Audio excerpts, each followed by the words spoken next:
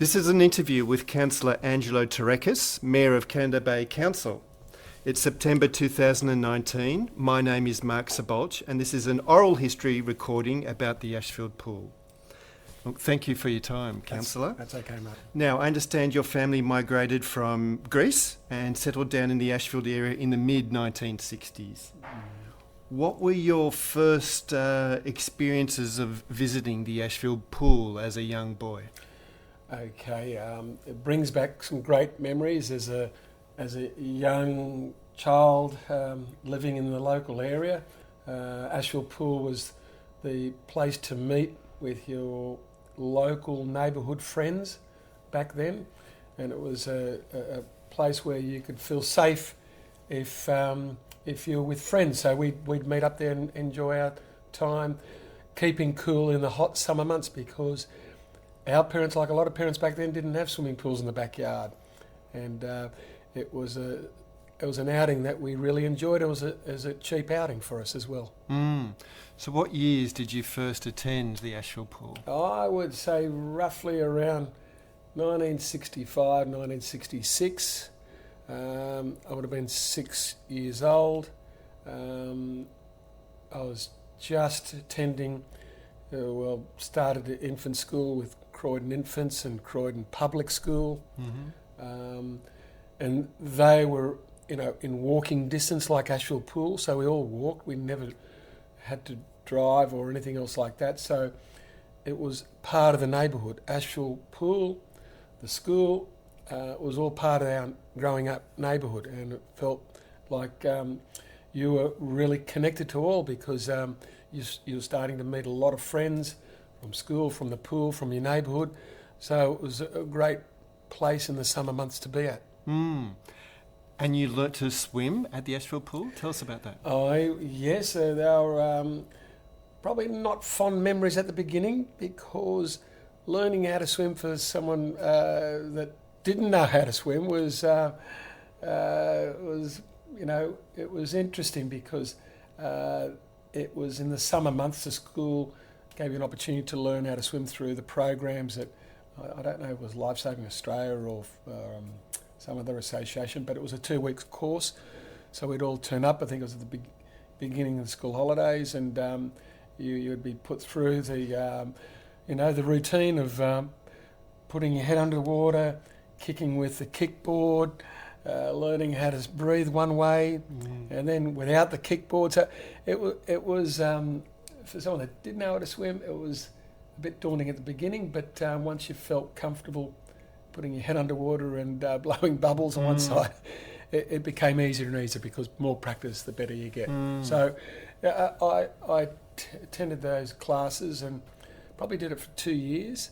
And then, of course, once you feel safer, you probably migrate from the learners to the Olympic pool to the diving pool. The diving pool was somewhere where the bigger kids were there, because their diving boards were there, the small diving board and the big, we call it the big board, big tower board or whatever it was, I think 3 metre board. So you migrated from pool as the older you got. And it was a great place for me and my cousins and my friends to be at. Again, I say that it was a cheap day out, because it didn't cost much to get in. You felt safe because there was a lot of lifesavers there, and you enjoyed the activities around the pool. So do you have any memories of the swim club at Ashfield or the swim school at Ashfield? Yes, I do, and great memories. And when I was in high school, I joined the water polo team. So with water polo, you've got to be a good swimmer. And I wasn't a really crash-hot swimmer. So to get better at swimming and to get better at water polo, I joined the swim club, and Coach Warwick Webster, the super coach, who had a huge, overwhelming reputation at Ashfield Pool, not just because of his size, because he was a big bloke, and not because of his world records, but because he was a really nice bloke. He was an easygoing bloke, and he was always accommodating, and he'd make you feel welcome, even for a person like me who couldn't swim really well when I started.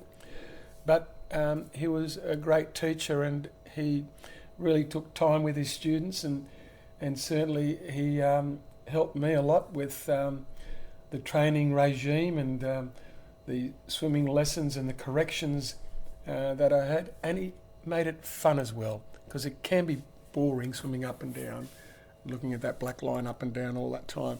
He made it interesting. He made it,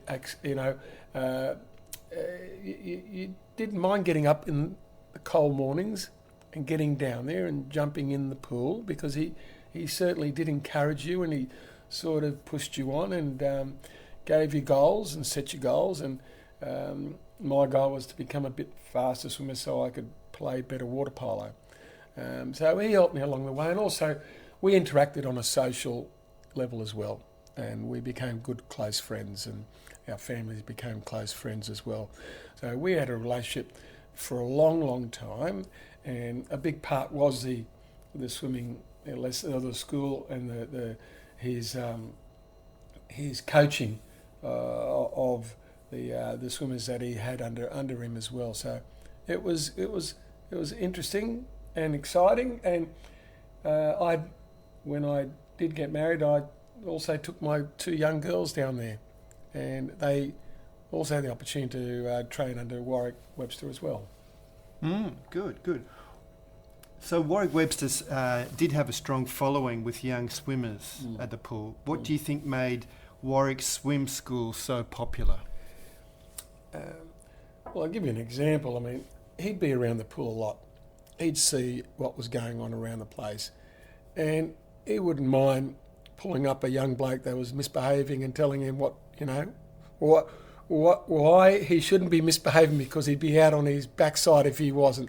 And he pulled up a few blokes, and he also encouraged people like myself who weren't good swimmers, and if you weren't a good swimmer, he'd still encourage you to come along. He became a confidant, he became a mentor, and he became a good person to talk to if you need to, because he'd listen. And he certainly had a great reputation with the students that went through his class in swim school, because they'd always come back to see him, and they'd always speak highly of him. I've never heard anyone speak, in any bad words about Warwick Webster. He changed a lot of people's lives as well, because learning how to swim gives you a certain self-confidence as well. And for a lot of new Australians that did migrate to Australia, moved into the inner west, the beach was a bit scary, but the pool was a bit safer, because in the Mediterranean there's not many waves or not many.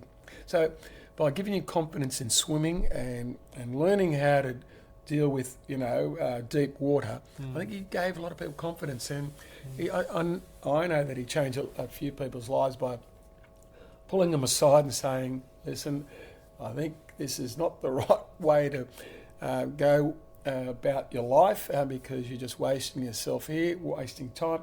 How about, you come, I'll take you through some swimming lessons, and so he did. He mentored a lot of people, and what I loved about Warwick was he wasn't crazy or just solely dedicated to making world champions. He wanted to make good swimmers and good people. He didn't dedicate his life just to be a coach of a world champion. He dedicated his life to make people comfortable at themselves and make them a better swimmer. And I think that's a high quality of Warwick Webster. Sounds great. You mentioned that you worked at the kiosk at the swimming pool. Yeah. How was that? It was tough work. I'd work on the weekends, and I can tell you now, on a hot, sunny summer's day, the queue back out in the front of the kiosk there, about 4 or 5 rows deep of people wanting sausage rolls, hot pies, rolls in a roll. It was tough. But again, it was enjoyable. you worked hard, you had a bit of a break, you had a swim, you came back, you met a lot of people. Warwick was always a bit of a jokester, a jokester, so he wouldn't mind having a bit of a laugh. His favourite one was, he'd have an open packet of barbecue chips and he'd pour chili powder in it. So he'd leave it there and he'd know someone would go for it. And he'd have a bit of a laugh when the person would grab a handful of stuff their face with, but it's not barbecue, it's chili. But he'd have a way about him, open and gregarious, and had a lot of we had a lot of fun as well. And the canteen was the social meeting place as well, where people had grab something and sit down and eat together and socialise. And so the biggest things that I can remember were the sausage rolls in a roll. They were his specialty, and he'd have the pies that would be running so quickly that we'd be selling cold ones because they couldn't get them hot enough because the hot little pie ovens that were there then. Couldn't keep up. Couldn't keep up. Yeah. But it was.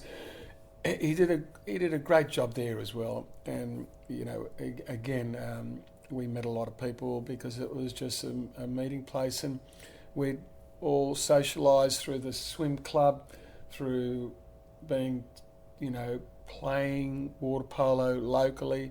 So you knew a lot of people that were in swimming water polo areas in Asheville Pool because you were part of that family.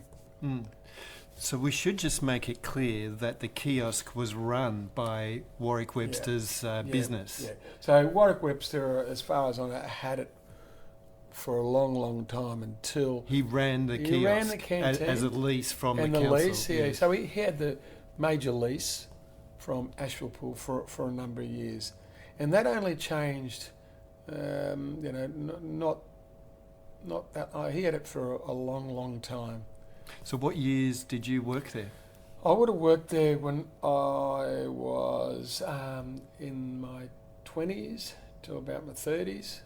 About, off and on through that period, and I'd help him out and work with him in the canteen and that. So is that the 1970s, 1980s? 1970s, 1980s. Yeah.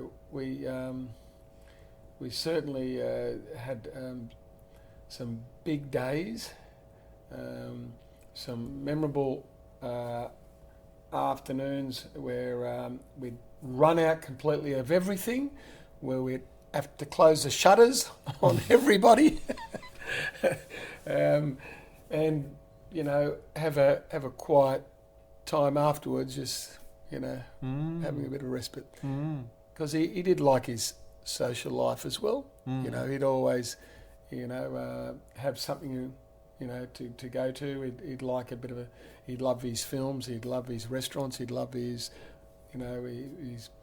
he'd love trying different foods. So that's what we did after the pool was closed, or in winter months. Okay. So you mentioned that you also played in the water polo team. So you were a member of the West's water polo team.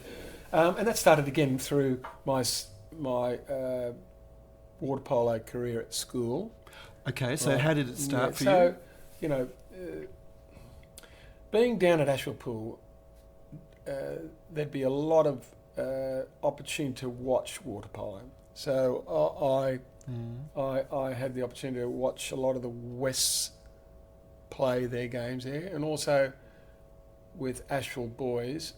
Soon as you went to Asheville Boys High School? I went to Asheville Boys. I was back in '73, and in my first year, I chose to play water polo.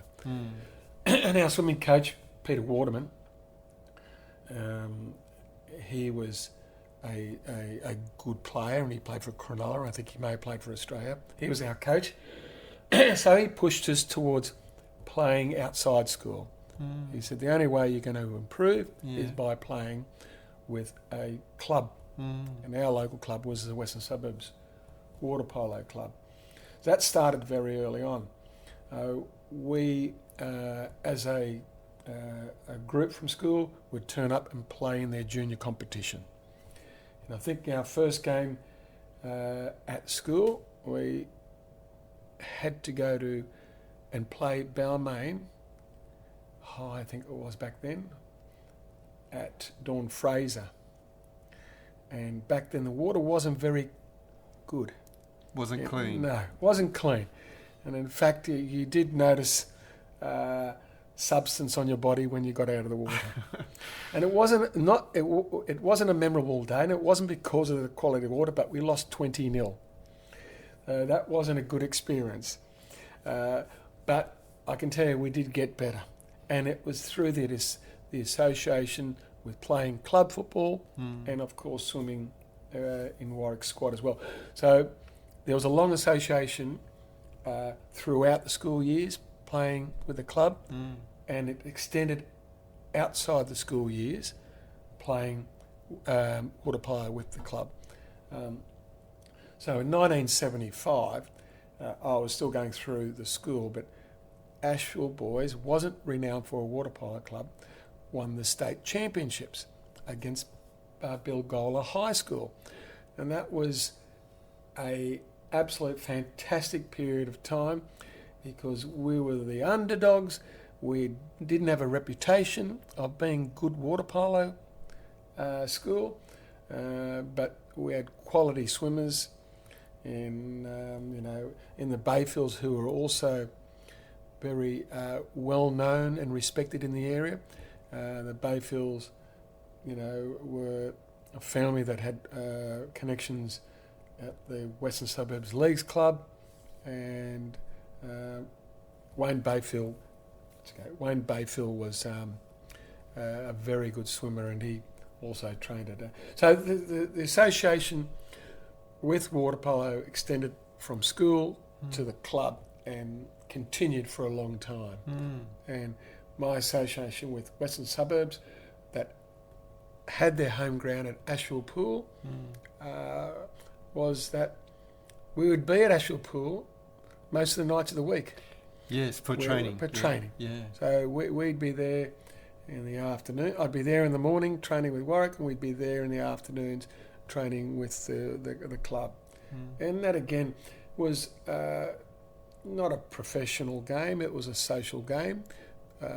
We took it semi-serious, but it was also a great club to be with socially as well. And made a lot of friends, and I still have friends, and I still play water polo. But because I've moved from living over at Ashfield, now I live over here at Drummoyne, I've since moved on and playing for Drummoyne. But I had a great many years at Ashfield with West Water Polo. I was president for a number of years. We grew the club through the juniors, and we had some great years with the juniors, and now they're winning the National League. So, this year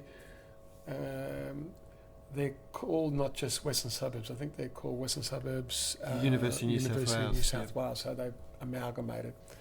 And funny enough, they played Drummoyne water polo team in the final, and the West team won. So I still have a lot of great memories, a lot of great friends that I've made through the water polo, and certainly it's great to see that we're putting a bit of history together to keep that in a booklet form. I think it's great, and I certainly I appreciate you thinking I'm worthy of putting some notes down for the book as well. We appreciate your time. No, I'm intrigued. You were president of the West Water Polo Club for a while. What did you bring to the presidency? I thought, and I hope I did bring something a bit new and probably some fresh ideas, and getting a good team around me, and trying to concentrate on the junior side, and trying to make sure that we left a bit of a legacy for the club to continue on in its endeavours to become a powerhouse locally or state or nationally in water polo, and also, encourage local schools. Again, I thought if you play water polo, or you want to play water polo, you've got to be a good swimmer, and you've got to come down and learn how to swim as well. So look, I think encouraging juniors, encouraging that we become a bit more stable and financially sustainable club. We all worked hard. It's not professional. We're all doing it on voluntary grounds. We don't get paid for the role. You turn up, you go to the meetings. It's just there's a lot of backroom work that you need to run a big club like that. And a lot of people don't probably appreciate that. And I think it's it's great to see West doing so well now. It's really, really good, and I'm happy for a lot of the players that are still there from the days that I was there. Doc and Mark Wright, Lefty, and a lot of them are still. Gilberts are there, and so there's a lot of people there that are still involved with the club, and they've showed a lot of dedication and great club spirit to be there, which is great. So I should just go back in time again. There was a water slide at the Ashfield pool for a number of years. Yes. Did you ever use the water slide? Yes, I did, and I was there for the opening day where they had to close the black hole, the black spider, whatever they call it, because the last turn people were coming out with broken noses. So first day wasn't a very good day, but I don't know if we really looked at it as a positive for Asheville Pool. I don't think we looked at it. It was a bit of a gimmicky thing, and certainly I didn't spend too much time in it. Really, to be honest, I don't think. And I thought it was a bit of a gimmicky thing. Do you know how it came about? I think the council back then were looking at opportunities to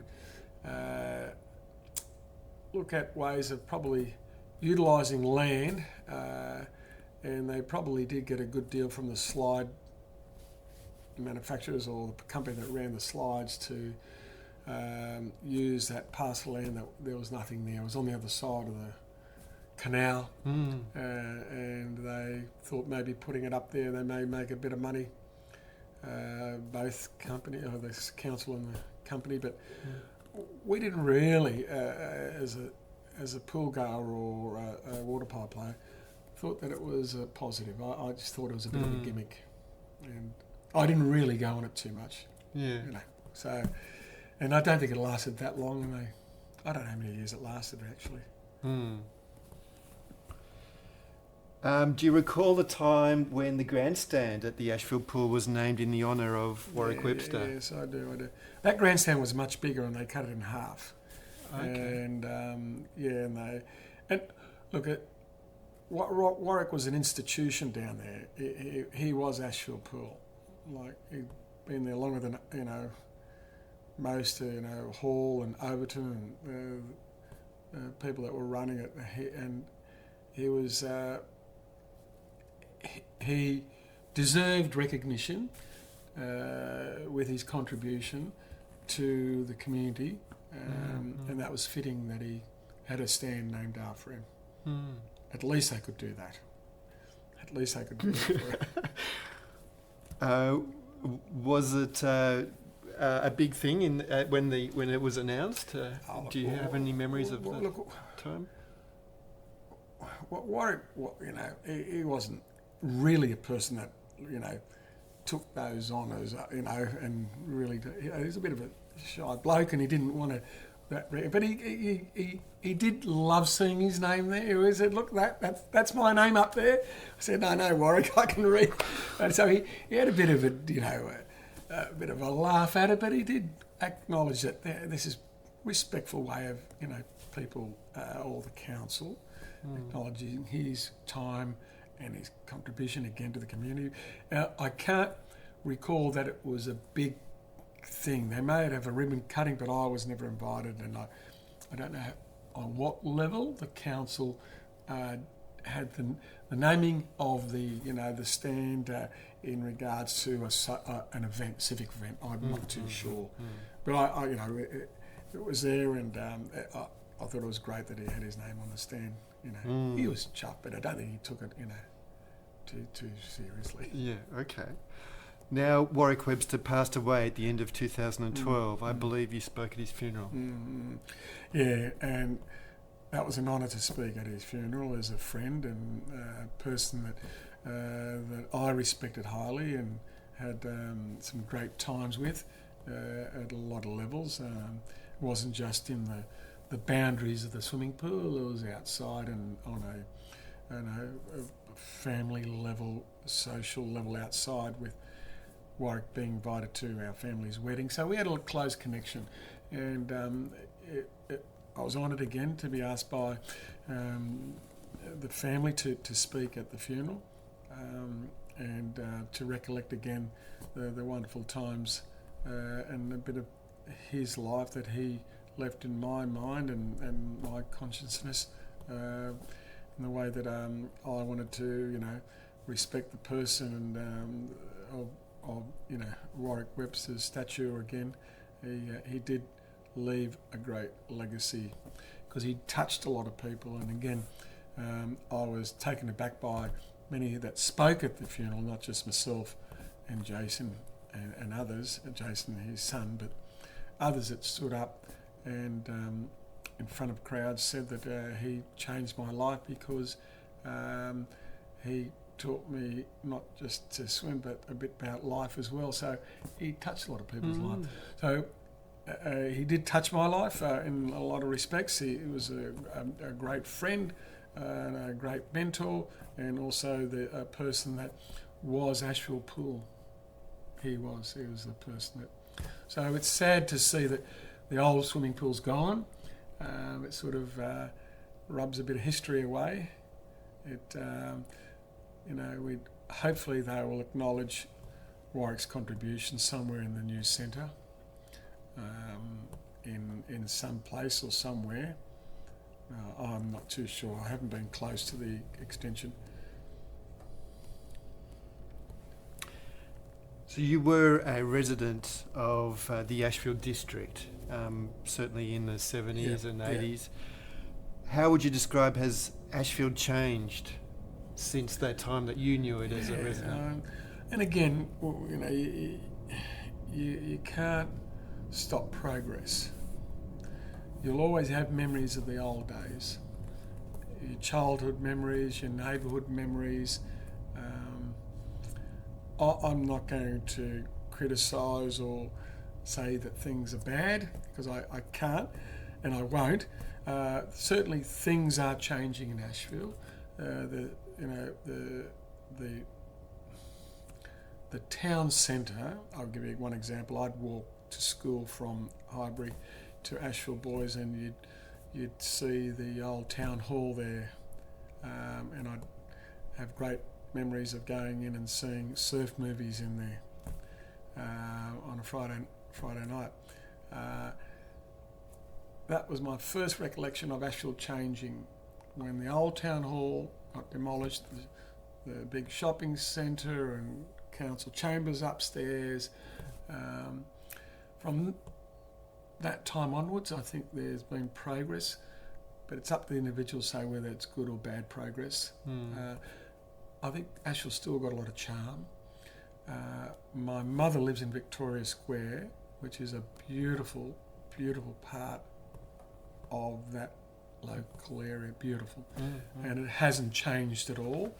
The convalescent home has changed now. They've demolished that, and the boys' school's grown a bit.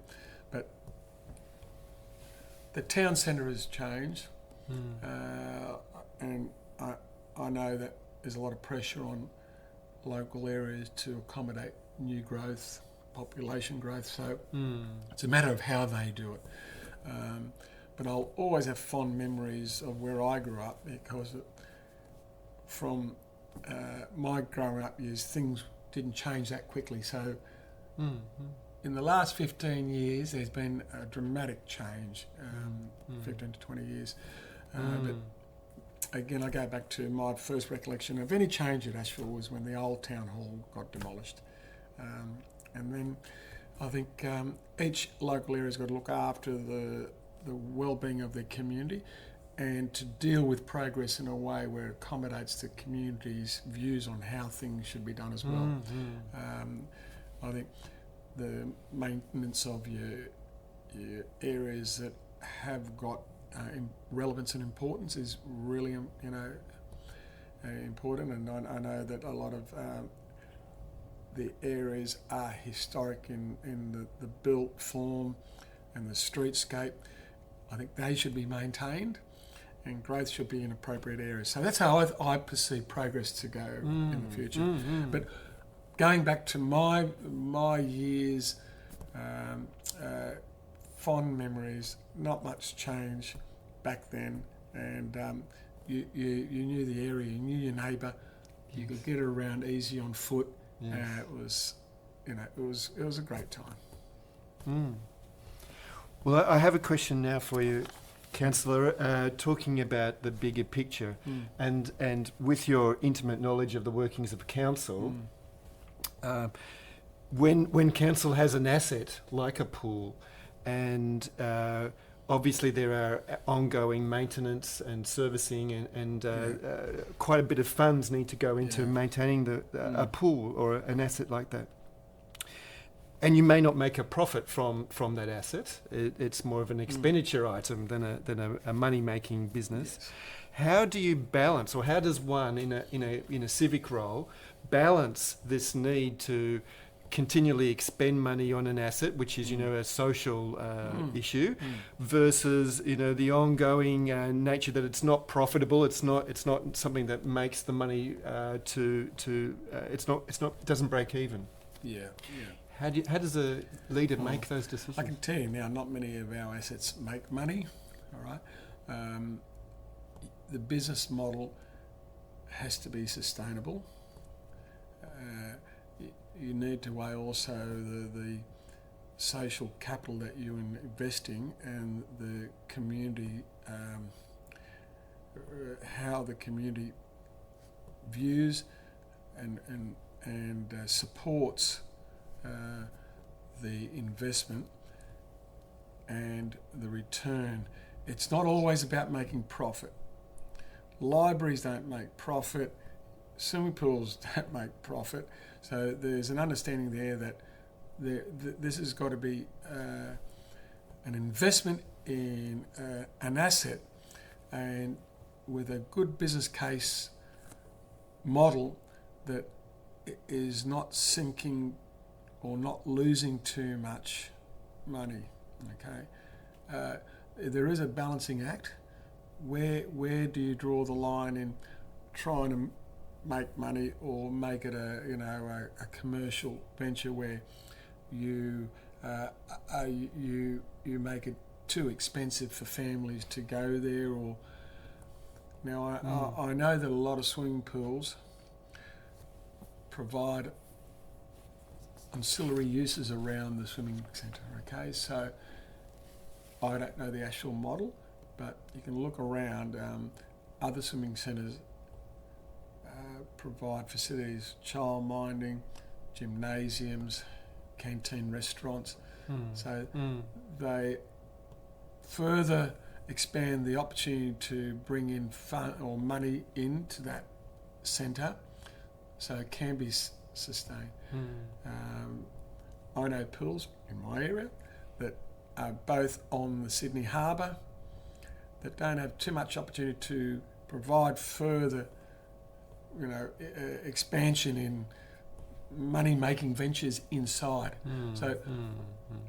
I think council's just got to understand that these facilities do require money, maintenance, and it's not going to bring back the money all the time. You just got to make it it's got to be where you feel comfortable and the community feel comfortable in what council is spending on that facility. And in a new facility, you have great opportunities to at least provide that added feature ancillary use around the swimming pool that will give you a return in some way that'll alleviate the overall expenditure in swimming pools. With a new swimming centre, I'm sure they've looked at that. I'm sure they've put that into the business model, and because they're expending a lot of money on an Asheville swimming pool, I know the mayor very well, and I know that he's going to do a great job there, and I know he's going to look after the community.